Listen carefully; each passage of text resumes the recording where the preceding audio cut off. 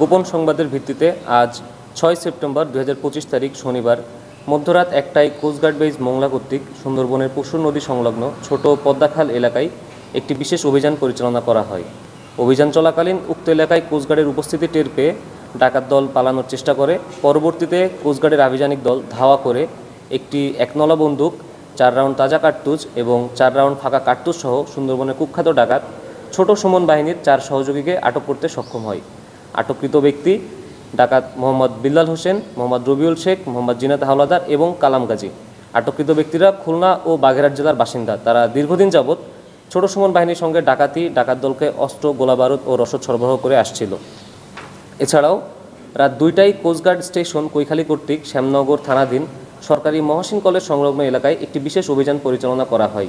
উক্ত অভিযানে প্রায় 25,000 টাকা সমমূল্যের 50 পিস ইয়াবা ও নগদ 17,580 টাকা সহ একজন মাদক কারবারিকে আটক করা হয়। এছাড়াও ভোর 5টায় কোস্টগার্ড স্টেশন রূপসা কর্তৃক এবং নৌবাহিনী ও পুলিশের সমন্বয়ে খুলনার লবণচড়া থানাধীন সুইচগেট এলাকায় একটি যৌথ অভিযান পরিচালনা করে 4টি দেশীয় অস্ত্র এবং 6,400 টাকা মূল্যের 200 গ্রাম গাঁজা সহ একজন কিশোর গ্যাংয়ের সদস্যকে আটক করা হয়। জব্দকৃত আলামত ও আটককৃত ব্যক্তিদের বিরুদ্ধে পরবর্তী আইনানুগ ব্যবস্থা গ্রহণের কার্যক্রম চলমান রয়েছে। দেশের উপকূলীয় এলাকা এবং সুন্দরবনকে মাদক ও দস্যুমুক্ত রাখতে বাংলাদেশ কোস্টগার্ড ভবিষ্যতেও এই ধরনের অভিযান অব্যাহত রাখবে।